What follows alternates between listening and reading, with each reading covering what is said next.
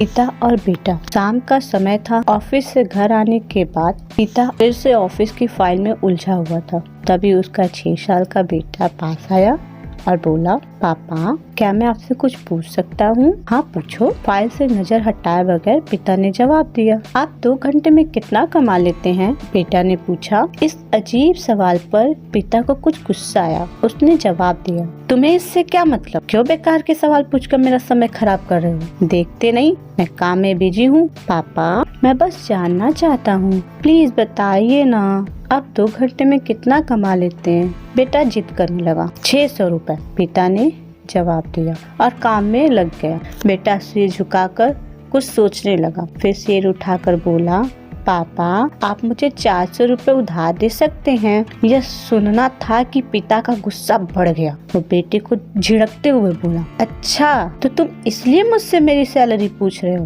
तुम्हें खिलौना या कोई फालतू सी चीज खरीदनी है? अब एक शब्द कहे बगैर सीधे अपने कमरे में जाओ और सो जाओ। मैं इतनी मेहनत से पैसे इसलिए नहीं कमाता कि तुम्हारी हर फालतू मांग पूरी कर सकूं। बेटे का चेहरा उतर गया। भारी कदमों से वो वहाँ से चला गया। पिता कुछ देर तक तो बेटे की बात पर नाराज रहा, फिर काम में लग गया। काम खत्म होने तक उसकी नाराजगी भी खत्म हो चुकी थी। अब उसे बेटे के प्रति अपने खुद के व्यवहार पर दुख होने लगा। वह सोचने लगा कि हो सकता है बेटे को सच में किसी जरूरी चीज के लिए 400 रुपए की जरूरत हो।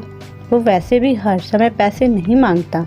वह बेटे के कमरे में गया, देखा बेटा बिस्तर पर लेटा हुआ था। उसने पूछा, सो गए क्या? बेटा तुरंत उठकर बैठ गया और बोला, नहीं पापा मैं जगा हुआ हूँ। बेटा मैं काम की वजह से परेशान था और मेरा काम का गुस्सा तुम पर निकल गया।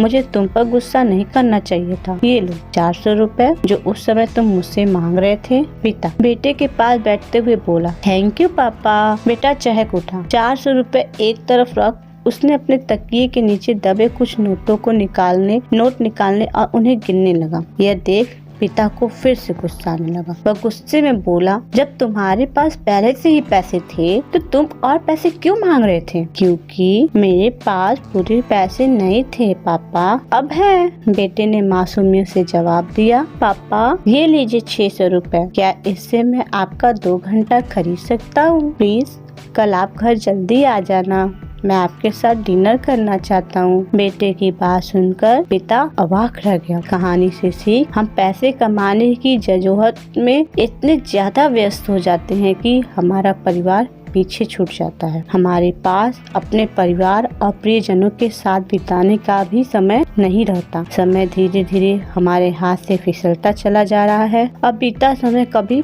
वापस नहीं आएगा। ऑफिस में हमारा रिप्लेसमेंट बड़ी ही आसानी से ढूंढ लिया जाएगा, लेकिन परिवार का कोई रिप्लेसमेंट नहीं है। अपने परिवार को महत्व। Thank you.